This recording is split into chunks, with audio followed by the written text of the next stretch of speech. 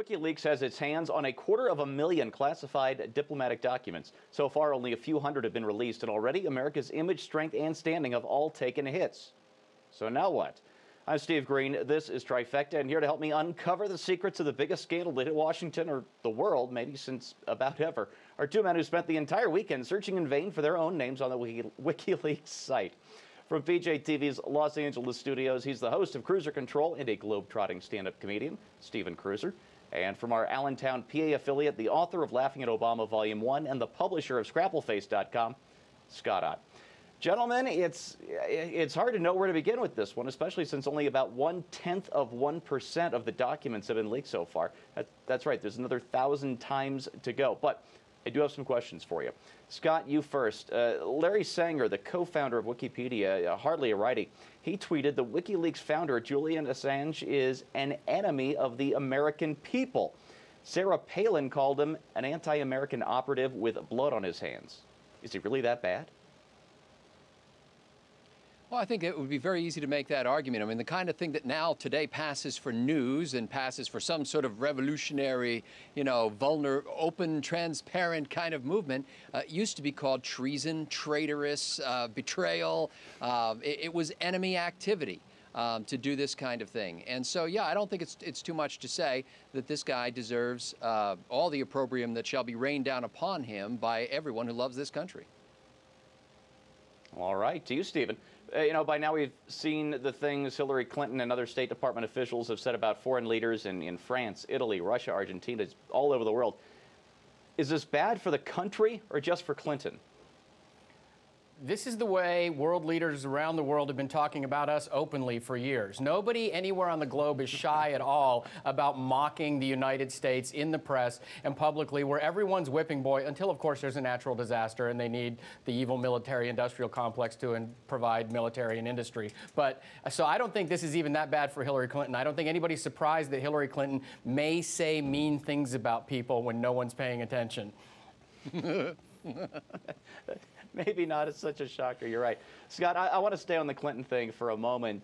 Maybe Stephen already answered this one, but at Slate on Tuesday, Jack Schaefer argued that Hillary has got to go, that the only way for foreign leaders to save face, and this is Schaefer's phrase, would be to give them Clinton's scalp. But Hillary, as we know, is no quitter. Can she hang on? Should she try? Absolutely. And far be it from me to defend Hillary Clinton or anybody named Clinton, even George Clinton from the Revolutionary days. But I think, or that guy from Parliament Funkadelic, any of those Clintons, I don't think that anything that I've seen so far, anyway, would indicate to me that she's done some horrible, egregious thing. I mean, the fact that that people talk about other people behind their backs and say things that are unflattering about them should come as no surprise to anybody. And from what I understand, Madam Clinton has been running around preparing our allies for what was going to leak out anyway. I don't think she loses her job over this. All right, she's done her homework. And I'm just happy I lived long enough to hear Scott use the word funkadelic. All right, Stephen, when WikiLeaks published actionable intelligence about U.S. forces in war zones, the White House did virtually nothing. But when some embarrassing diplomatic cables get leaked, suddenly it's an outrage. But shouldn't we have expected just this after doing nothing to stop WikiLeaks the first time around?